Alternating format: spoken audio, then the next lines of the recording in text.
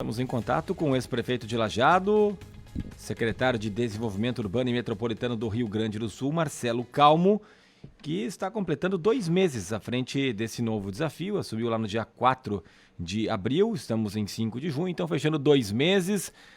O que dá para falar, Marcelo Calmo, desse período, daquilo que já foi feito, daquilo que ainda precisa tomar ciência, porque não é tão simples assim, apesar de 2 meses parecer muito, né, para conseguir buscar todas as informações e tomar ciência dos projetos que estão em andamento. Imagino que ainda tem algumas situações que tem que buscar um melhor entendimento. Tudo bem? Bom dia. Bom dia, Ricardo. Bom dia, Rita. Bom dia. Saudade de vocês aí. Nós também. Nós nossos encontros eram mais frequentes, né? E aí, Marcelo Calmo, secretário estadual, o que dá para falar sobre esse período aí de 2 meses já à frente dessa secretaria estadual? Bem, essa secretaria, Ricardo, é a Secretaria de Apoio aos Municípios. Então, diariamente a gente recebe muitos prefeitos, toma conhecimento de muitas realidades diversas de todo o estado do Rio Grande do Sul, e tem sido uma experiência muito gratificante, muito desafiadora e muito importante também para um crescimento profissional e também pensando numa situação futura, numa candidatura do ano que vem. A secretaria, ela tem 3 programas que são os carros-chefe dela, que são os programas de Hora Máquina, que com as mudanças, com a constância de chuvas intensas que tem ocorrido no estado de forma repentina, ela acaba sendo fundamental para que o município possa, para que cada um dos municípios possa fazer a reestruturação dos seus serviços, das suas vias de forma imediata.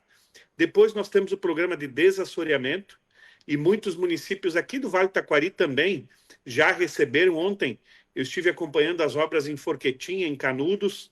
Depois de Forquetinha, Canudos, Mussum, Encantado começa na semana que vem, Estrela está em execução, Lajeado começa um pouco mais na frente, Boqueirão está numa etapa de início também, Imigrante já concluiu, Colinas está para ser iniciado também. Enfim, a grande maioria dos municípios vai ter o programa de desassoreamento, que faz intervenções em pequenos rios e córregos, e acaba sendo muito importante, sendo fundamental para que a enxurrada ela não transborde e não venha a causar mais prejuízo em cada uma das cidades. E o terceiro grande programa é o Pavimenta, onde o Estado destina recursos para os municípios investirem em pavimentação. E esse recurso ele varia de acordo com a população, e já foram lançadas 2 etapas, Pavimenta 1 em 23, Pavimenta 2 em 24, e agora no segundo semestre de 25 deve ser lançado o Pavimenta 3. E aí já são mais de 150 projetos encaminhados aqui para o estado de obras de pavimentação em cada uma das cidades. Além disso, nós estamos trabalhando aqui por essa secretaria, vai acontecer um dos legados que nesse 1 ano aqui de secretaria que eu pretendo deixar é o estudo da Bacia Taquarianas. No estado tem-se as outras bacias, como o de Eldorado, como o do Arroio Feijó, como o do Rio Gravataí, elas já estão numa etapa de pré-projeto para as obras de prevenção das grandes cheias. E na nossa bacia do Rio Taquariantas não existe ainda o estudo. Então, esse é o primeiro passo para que a gente consiga ter elementos objetivos que vão nos dizer se há alguma obra para ser feita ao longo de toda a bacia. Nós sempre vamos ter, eu costumo dizer que a gente sempre vai ter enchente na região do Vale. O que não dá para concordar com uma enchente que supera 20 metros de altura. O rio sai da cota 13, vai para a cota 33, como aconteceu em maio do ano passado. Enfim, há temas diversos, pautas diferentes, a gente recebe muito procura dos municípios também para acessar o recurso do Funrix, que é uma novidade, afinal de contas, é um recurso onde o Estado tem feito esse fundo com o valor que seria destinado ao governo federal para pagamento da dívida da União, e esse recurso, então, ele pode ser usado em obras de resiliência, de reestruturação do Estado até 2027. Marcelo, esse estudo ele já começou ou ele ainda precisa ser contratado?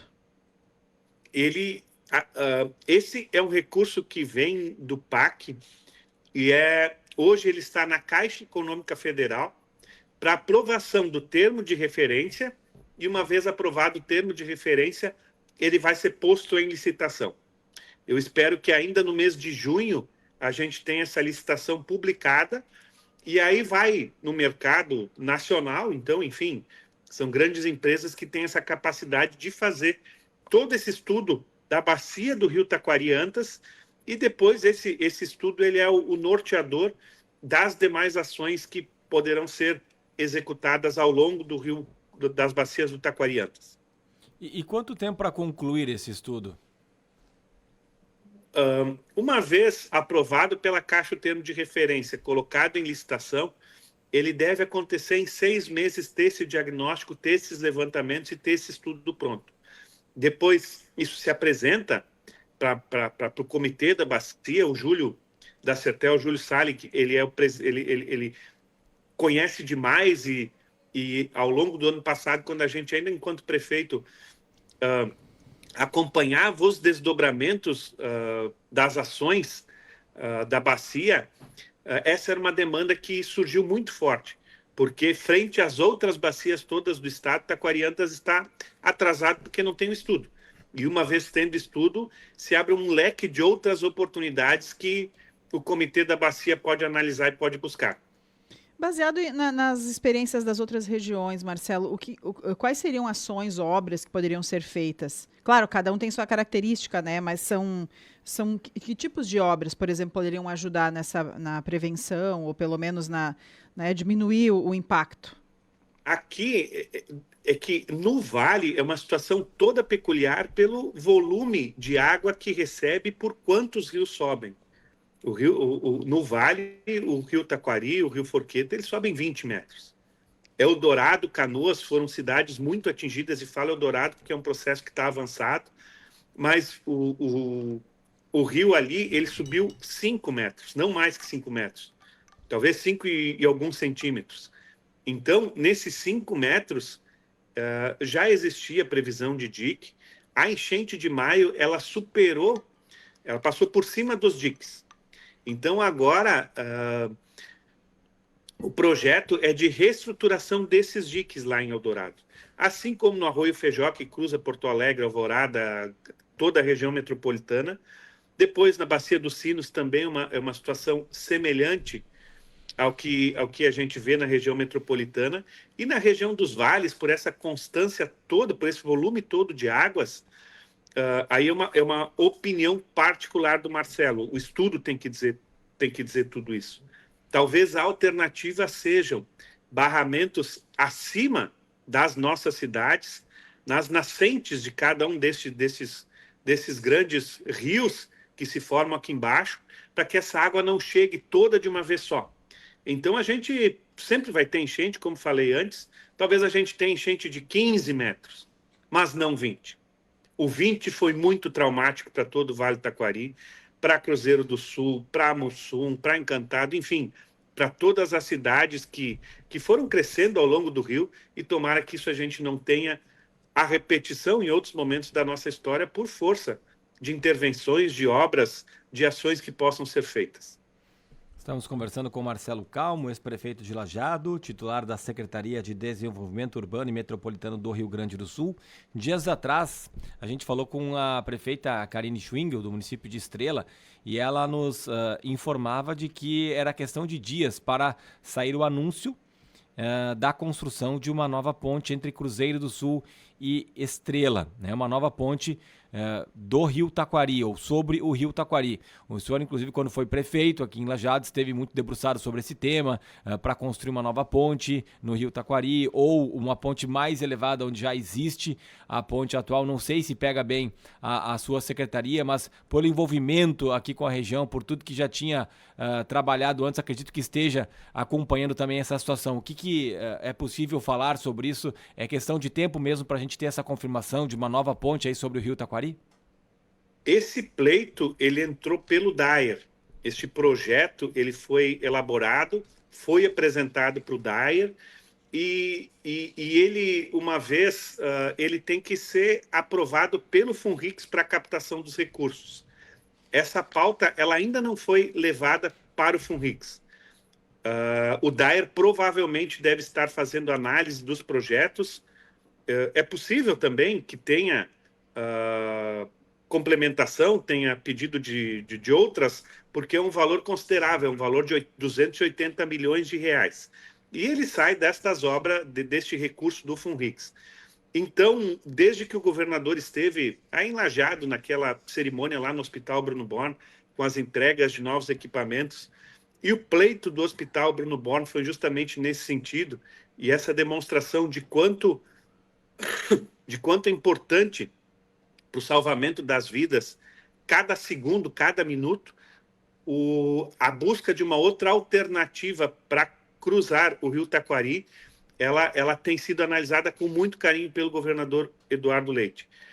Então, a expectativa, sim, de que a gente tenha uma nova ponte, por não ter, pelo trâmite do processo, não se consegue dizer quando sairá essa definição, mas esta é uma das alternativas, né? Essa entre Lajeado e Cruzeiro do Sul. Eu sigo insistindo que o caminho mais curto que a gente tem é fazer essa demanda junto ao governo federal, junto à CCR, e a gente tenha a nova ponte aproveitando o processo de concessão da BR-386, e com isso a CCR fica responsável pelos investimentos dos valores e em troca de uma extensão do contrato de 2 anos, enfim. Mas, naturalmente, é uma proposta que ela tem que ser construída. A gente esteve no ano passado em Brasília, fez esse encaminhamento junto à CCR, junto ao governo federal, junto aos deputados, e a outra alternativa. Enfim, o que a gente precisa é não ficar só dependente deste trajeto hoje, que já passa de 1 ano, os transtornos ao longo da ponte do Rio Taquari da forma que estão, e que a gente possa ter essa melhoria na nossa mobilidade toda do Vale. Falando em ponte também, tem a possibilidade de uma construção de uma ponte onde estava a Ponte do Exército. Hoje tem um vão lá, participou também ativamente, né, da construção daquele novo caminho que foi muito importante. Hoje, ainda bem que temos a ponte da IRS 130 de volta, funcionando e escoando o nosso tráfego por ali. Mas quanto à construção dessa ponte lá onde tinha a Ponte do Exército, e isso está sendo trabalhado também junto ao governo estadual, junto à sua secretaria. Me parece que Lajeado já contratou uma empresa para fazer esse projeto. Isso depende do projeto, né, Ricardo? Um dos melhores investimentos que os municípios todos fazem é a elaboração de projetos. Depois que se tem o projeto pronto, é possível, de uma forma ou de outra, buscar os recursos para a execução das obras.